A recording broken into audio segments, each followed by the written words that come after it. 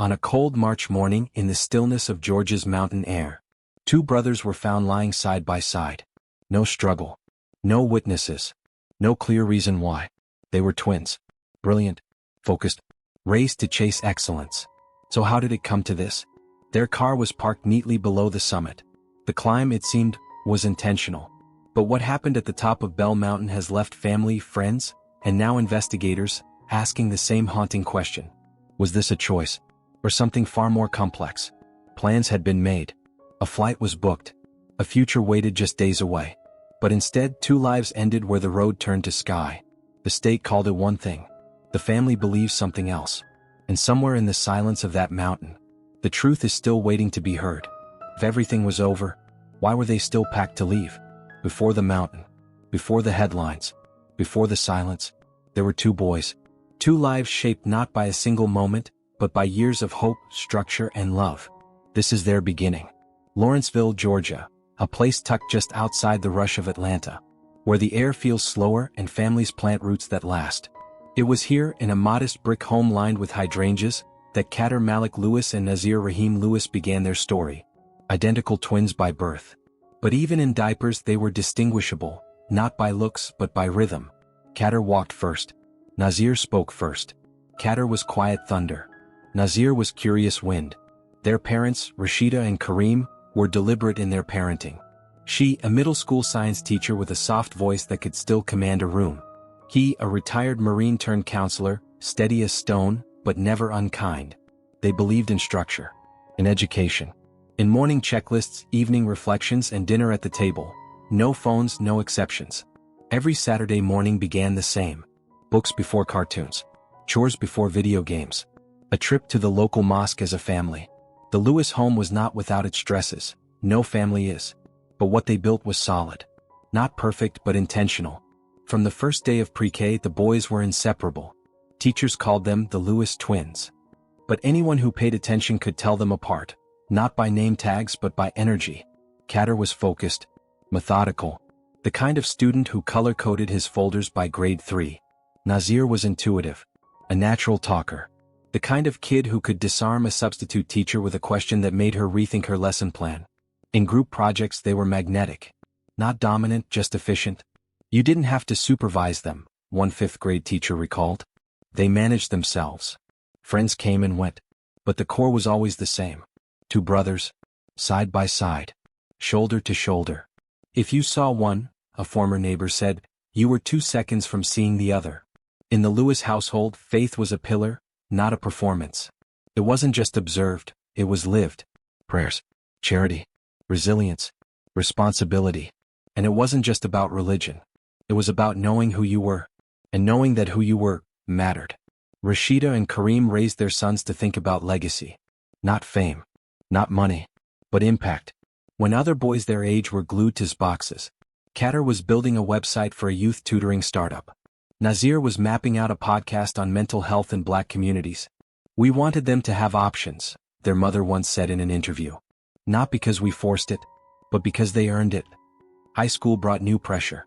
Advanced placement classes, robotics team, debate tournaments. The twins still shared a room, but their lives were diverging. Qaadir had his sights set on MIT, engineering, research, pure logic.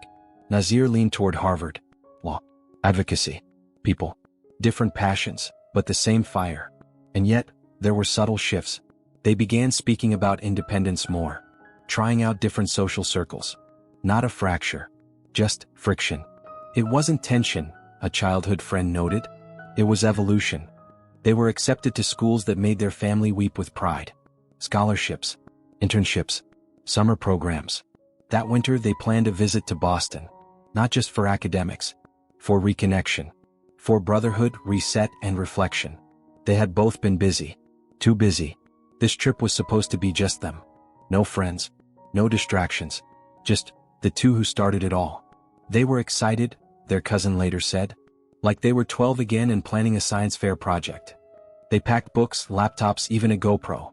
They mapped out restaurants and bookstores they wanted to see. They were scheduled to fly out the week after their visit home. But that flight was never taken. Sunday, July 16, 2023. Qaadir and Naazir were supposed to be home. But no one saw them. No calls. No pings. No voices. Just absence. That Saturday evening they were seen leaving their family home. Their mother waved from the porch. Their car, a silver sedan, disappeared down the curve of the cul-de-sac. They didn't say much about where they were headed. Just that it was a short trip. A reset. They were expected back by Monday. But Sunday came. Then Monday. And the silence felt heavier than the Georgia heat. The Lewis twins were digital natives. Their phones were lifelines, calendars, communication, navigation. So when all digital activity stopped on Sunday afternoon, it was an alarm bell. No location pings. No open messages. No read receipts. One last text from Naazir's phone, time-stamped at 4:37 p.m. We're good. Just taking the long way. Love you. Sent to his cousin. No further replies. That message became a point of obsession. The long way to where? It wasn't clear. What made the silence more chilling was what was still scheduled. On Tuesday, July 18th, they were set to fly to Boston. Their tickets were confirmed. Boarding passes downloaded. A carry-on already packed. These were not boys about to give up on life. They were moving, planning, evolving. So why stop moving? Law enforcement traced their phones to a signal that had gone cold. Bell Mountain. Not near their school. Not on the route to Boston. A secluded overlook 3 hours from home. Known more for drone videos than for any personal ties. The car was found parked, neatly at the trail's base. Locked. Undisturbed. Inside. 2 cell phones. A laptop bag. A hoodie with the letters HU stitched on the sleeve. No note. No struggle. No clear explanation. Just an empty vehicle. Waiting for occupants who wouldn't return. Bell Mountain isn't a typical landmark. It's jagged. Graffitied. Beautiful in a way that feels removed. The kind of place teenagers tag. Lovers drive to. Or filmmakers capture with slow-motion drone shots. But it's not a place most would visit on impulse. Especially not 2 academically driven brothers with plane tickets and a future unfolding before them. The question began to form. Had they been meeting someone? Had they gone off trail? Had something gone wrong, or was something planned? By Wednesday, the family had contacted the police. What started as a welfare check turned into a missing persons investigation. They would have called, their mother insisted. Even just a text. Always. Every time. Friends began combing through messages. Snapchat timelines. Instagram stories. Group chats. But there was nothing recent. No sign of distress. No goodbye. A local sheriff's deputy was the first to approach Bell Mountain. He didn't expect what he found. The vehicle was located, but there was no immediate indication the boys had even made it to the summit. A search team was called in. K9 units. Drones. Thermal scopes. For 24 hours the mountain was scanned. And on the morning of July 19th, a discovery was made. But that part of the story, that part, isn't yet ready to be told. For now we stay in the dark, where the family waited. Where questions swelled but answers were silent. The Georgia Bureau of Investigation didn't take long. Within days the report was public. A double suicide. Self-inflicted. Tragic but closed. But how do you close a case when the questions are still opening? The official ruling left little room for interpretation. The brothers had each discharged the same weapon. Both were found at the summit. The gun, legally purchased, was matched to ballistics. There were no signs of struggle. No footprints indicating others were present. No fingerprints but their own. Digital evidence showed prior searches about death, firearm mechanics, shot trajectory, and perhaps most damning in the eyes of the GBI, a receipt, dated July 10th. A firearm purchased in one of their names. Days before Bell Mountain. Days before their silence. But the Lewis family didn't buy it. Not because they were in denial, but because they knew their sons. And they knew how much they had to live for. These were not reckless teenagers. They were methodical, disciplined, protective of one another. One family member asked, "Why buy a plane ticket and a gun in the same week?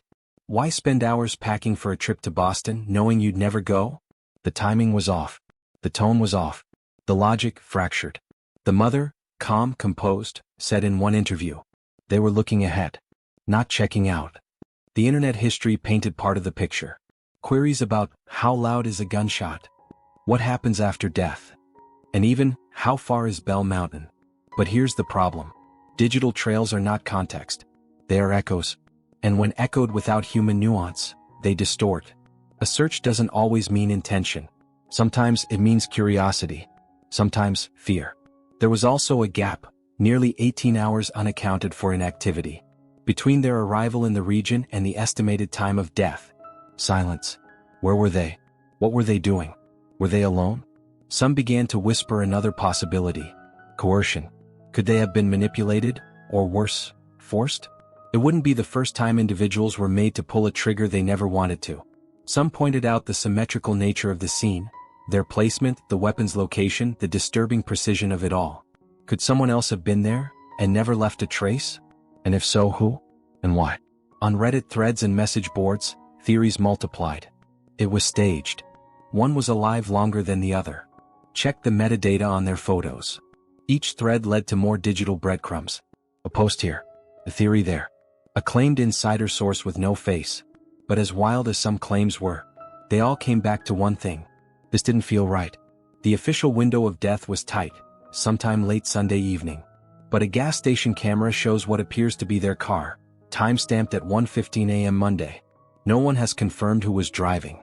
Inside, only shadows. Law enforcement won't confirm if they retrieved usable footage from the parking lot near Bell Mountain. Could someone else have parked the car? Could the boys have been moved? Could there be something missing from the narrative we were given?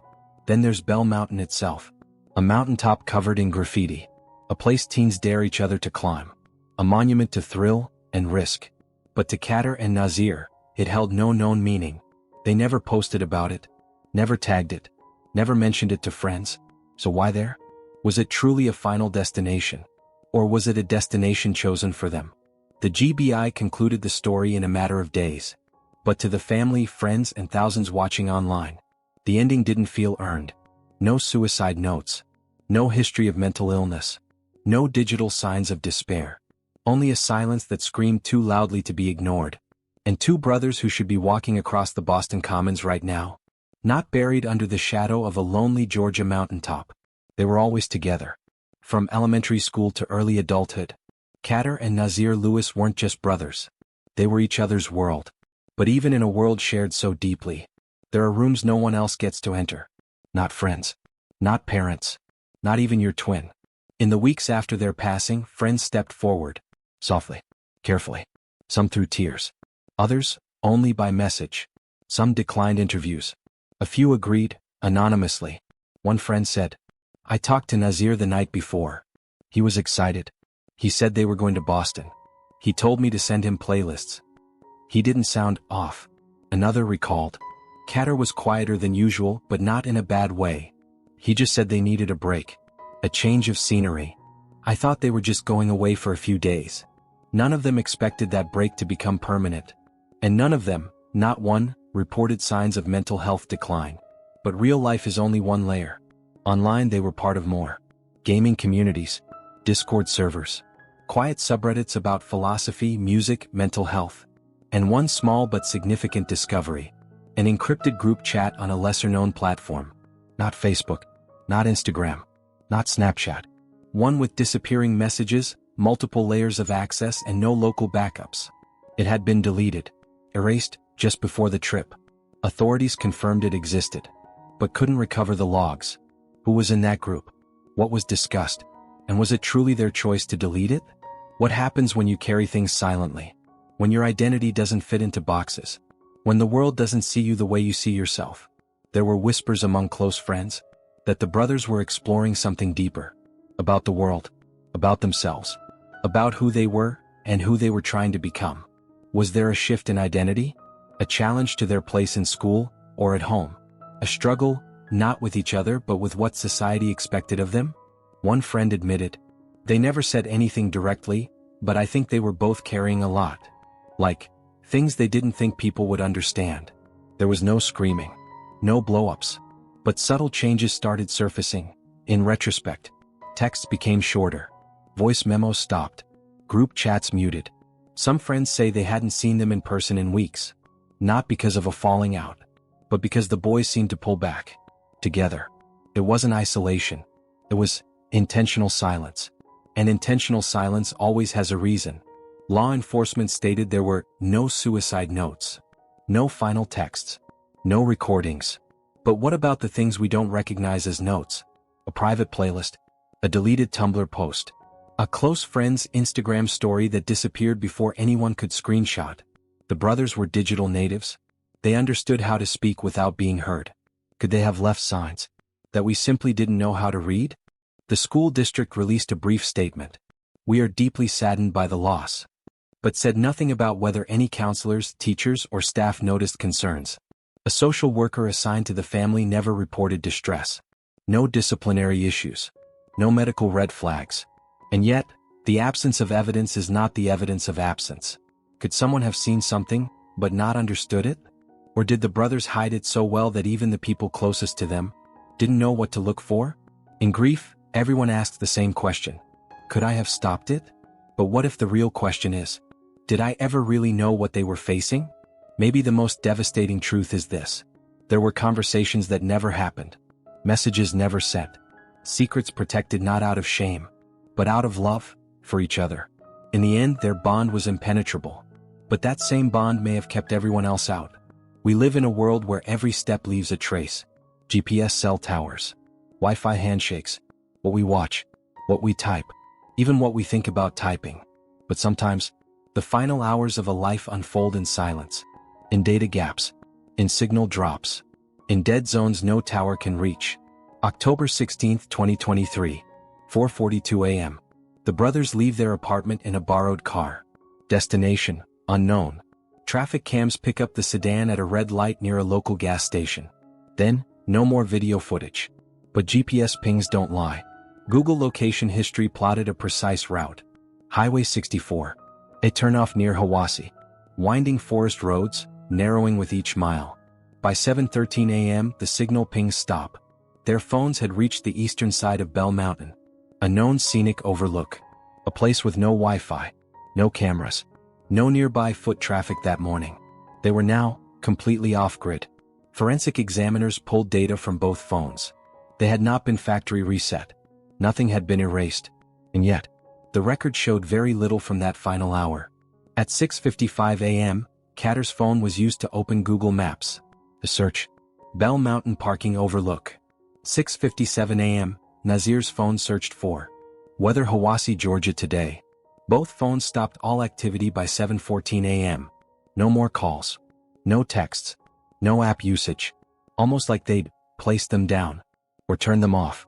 One weapon. 2 rounds fired. GBI confirmed that the handgun was a recent legal purchase. Bought by Naazir 3 weeks earlier. At a local shop. No criminal history. No red flags. The gun had been fired once, then again seconds later. Forensics could not determine who fired the first round. But they did confirm that both brothers had gunshot residue on their hands. One bullet entered Naazir's chest at close range. The second into Qaadir's lower jaw, consistent with self-inflicted positioning. The coroner's report said the evidence could suggest a suicide pact, but emphasized, we cannot rule out alternative interpretations based solely on ballistics. There was no video, no note, no surviving witness.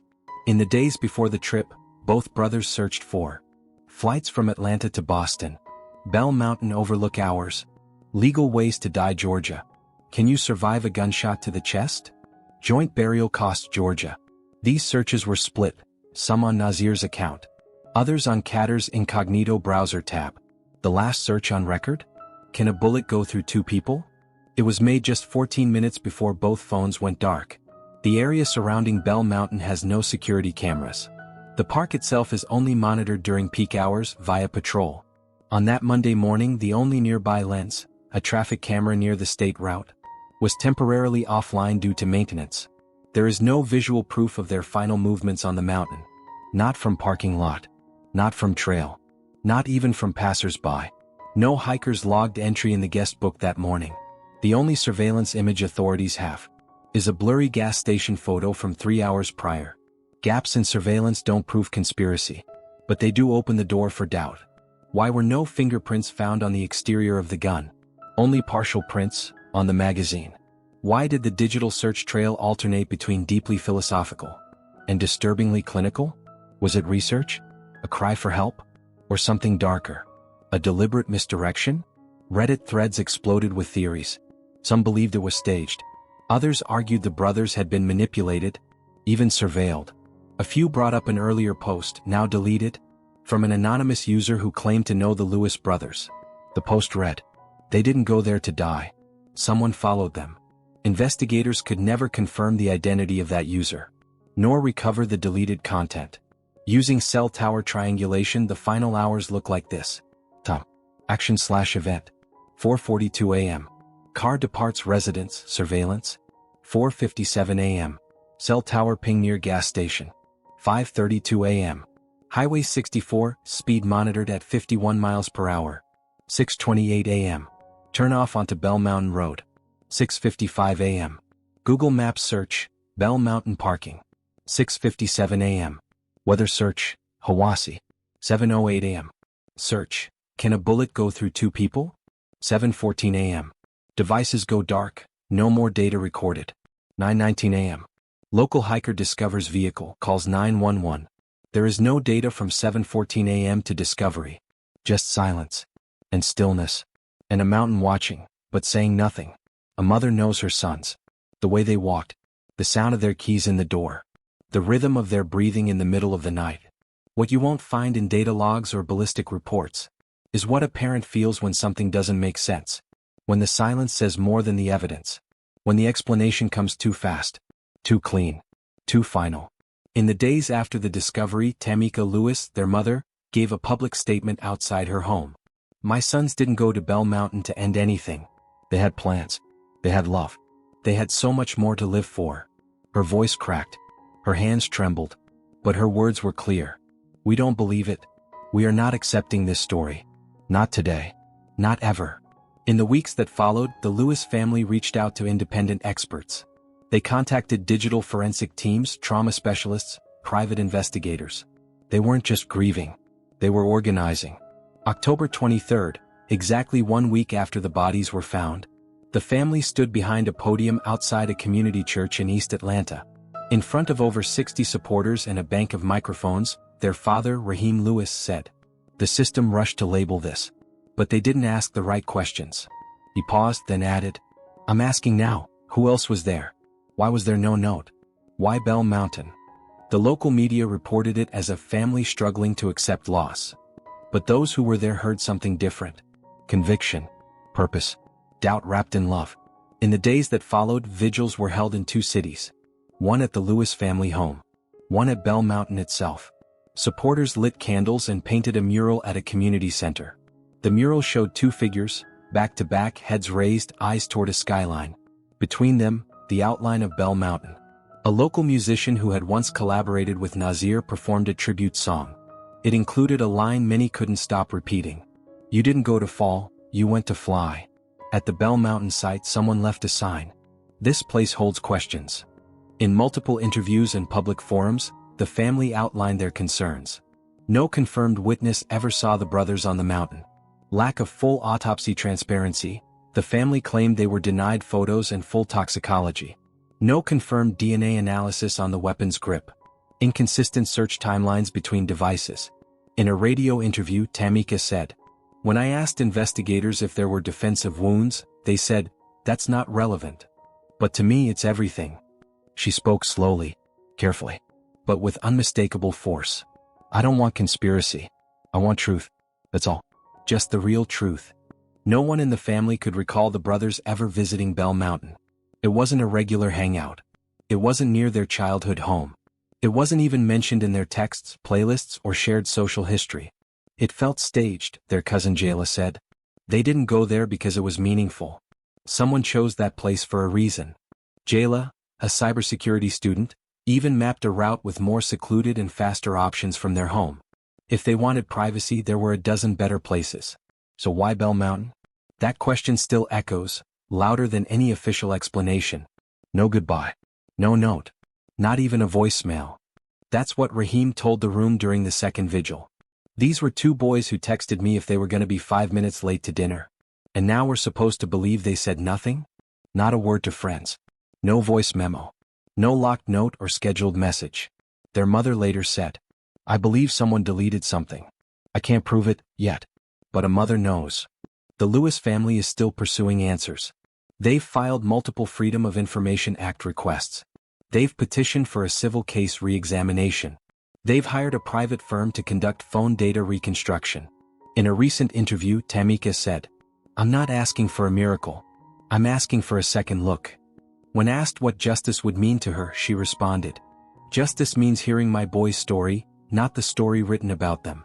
Can you truly understand a person's state of mind after they're gone? Can pain be reconstructed from browser history? Can silence be interpreted as intent? When twins are found at the edge of the world, holding only questions, do we really know what happened, or are we trying to fit chaos into comfort? Dr. Lenora Ray, a forensic psychologist with 15 years of experience in ambiguous death cases, offers this. Suicide is a deeply misunderstood act.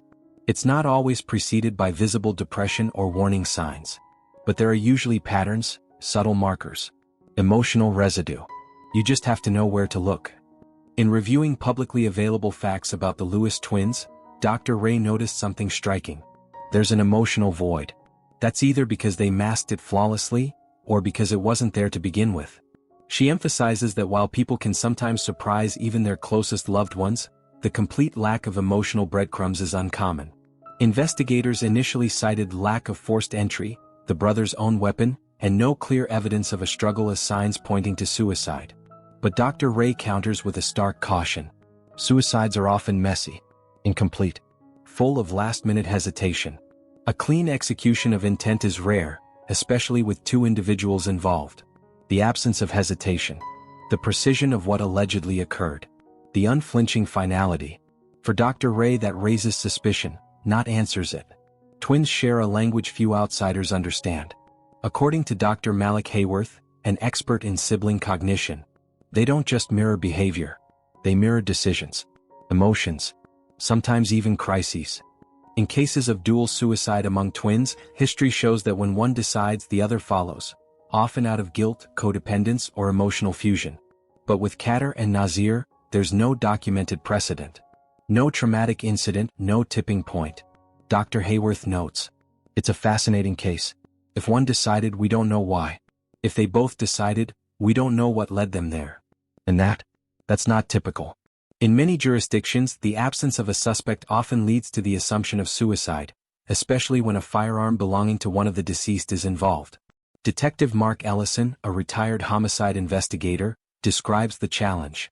Without outside DNA, surveillance, or motive, cases like this are usually closed quickly. Resources are tight. If it fits the profile, it's labeled as such. But he adds a warning. That doesn't mean it's always right. Sometimes, the profile is just the most convenient story in the room. Both brothers had social media. Both had phones. Both had digital habits, streaming, texting, searching. In the hours before they went silent, there were no signs of withdrawal, no sudden posts, no cryptic messages. According to Dr. Ray, people don't just vanish from their own lives without leaving footprints, unless someone helped clean the trail. There is no universal checklist for suicide. There is no forensic scan that reads the last thoughts. Experts deal in probabilities, not certainties. And that, as Dr. Ray puts it, is the problem with the current ruling. There's just enough doubt here that it demands a second look. Psychology after death is possible, but it's fragile. You must build it carefully, piece by piece. In this case, the puzzle was never finished. Qaadir and Naazir Lewis are not the first. Not the first siblings to die together. Not the first family left with more questions than comfort. Not the first names folded into a case file, then sealed with silence. Throughout criminal history, there have been dozens of cases where siblings, especially twins, were found dead under ambiguous or tragic circumstances. One such case, the Meyer twins, 2003, Minnesota. Two sisters, aged 17, were found dead in their family garage. The ruling was suicide. But their parents fought the ruling, citing no suicide notes, unopened college acceptance letters, and zero history of depression. It took nearly 5 years, and newly surfaced forensic evidence, before the case was reclassified as a double homicide. Another, the Reynard brothers, 2011, Nevada. Fraternal twins, both found shot near a desert hiking trail. One gun. No footprints. The case was closed as suicide. A decade later, a private investigator found trace elements of an additional footprint pattern that hadn't been documented. The case remains unsolved. These cases don't just mirror what happened in Georgia. They echo it. Case Alana Creel, 2017, Oregon. A 19-year-old was found dead in her college dorm, ruled a suicide by overdose. Weeks later, her laptop was recovered from a pawn shop, containing journal entries indicating fear of being followed, and a hidden camera in her room she never reported. Official ruling still stands. Her parents never accepted it. Case: Joshua Wallace, 2020, Alabama. Shot once in the chest. Law enforcement: suicide. Family: he was right-handed. The entry wound was from the left. The case is now undergoing reinvestigation due to pressure from Reddit communities and a viral documentary. The public has a reason to question. Official doesn't always mean correct. Cases involving marginalized communities, particularly Black, LGBTQ+, or neurodiverse individuals, are more likely to be ruled suicide without full investigation, according to a 2021 review from the National Journal of Forensic Sociology. Experts call this confirmation-based closure, where law enforcement makes conclusions based on what feels most probable, not what's provably true. Narrator: is it about resources? Fatigue? Or is it the comfort of closing a chapter too painful to keep open? Cases once cold have been reopened through internet pressure. Kendrick Johnson, Valdosta, Georgia, 2013. Found in a gym mat. Ruled an accident. After years of online advocacy, new forensic testing revealed discrepancies in the official narrative. The FBI was eventually compelled to reopen portions of the case. Tamla Horsford, Georgia, 2018. Died under suspicious circumstances at an adult sleepover. Ruled accidental. But the case went viral. Twitter threads. TikTok documentaries. Reddit rabbit holes. Public interest forced the case back into the spotlight. And with it came renewed scrutiny. The Lewis twins story is now becoming part of this digital movement. One thread, one question, one demand for justice at a time. In too many of these cases, patterns repeat. Sudden, unexplained deaths. Little to no surveillance evidence. Lack of third-party investigation. A rush to close. A family that refuses to move on. If these patterns are ignored, we may miss the truth entirely. The climb up Bell Mountain ends here. But for those left behind, the journey continues. Qaadir Malik Lewis and Naazir Rahim Lewis, two intelligent, artistic, tightly bonded brothers. Found together at the summit of a silent mountain in Georgia. A single weapon. 2 gunshots. One official conclusion: suicide. But what's unknown? Why did they go to Bell Mountain at all? Who, if anyone, knew where they were headed? Why were there no direct goodbye messages? Why does the forensics trail leave just as many questions as answers? Their parents have not stopped. They've questioned. They've pleaded. They've posted updates. Held vigils. Lit candles. Talked to reporters when no one else would. And above all, they've refused to accept a version of this story that doesn't align with the boys they raised. Qaadir and Naazir were more than a report. They were musicians, friends, sons, future-bound. And now, symbols of a mystery that still haunts their home, their community, and anyone who dares to look closer. In the months that followed, tributes appeared across the internet. Hashtags, #Justice for Qaadir and Naazir. Instagram art pages posted original drawings of the twins. TikTok videos chronicled the timeline. Twitter/X users shared the family's interviews. A subreddit was born. Reddit sleuths began combing the timeline. Petitions were signed to reopen the investigation.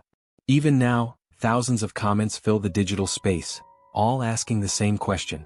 What really happened on Bell Mountain? True crime is more than curiosity. At its best, it's a spotlight, exposing patterns, raising awareness, amplifying unheard voices. But at its worst, it can reduce tragedy to content. So here we pause. We remind ourselves. These were real boys, real dreams, real families who wake up each day with empty rooms and unanswered prayers. If their story is to be told, let it be told with care, with accountability, with the understanding that every view, every share, every conversation keeps the pressure alive. What do you believe happened on Bell Mountain? Did 2 young men make a decision, or did something darker unfold in the silence? Could this tragedy have been prevented? Or is the full truth still waiting in the gaps, buried beneath missteps, missed signs, or something more? We want to hear from you. Speaking head, comment below. Loudspeaker, if you believe this story deserves more attention, share it. Bell and subscribe. Because the next voice we echo might be one that still needs justice.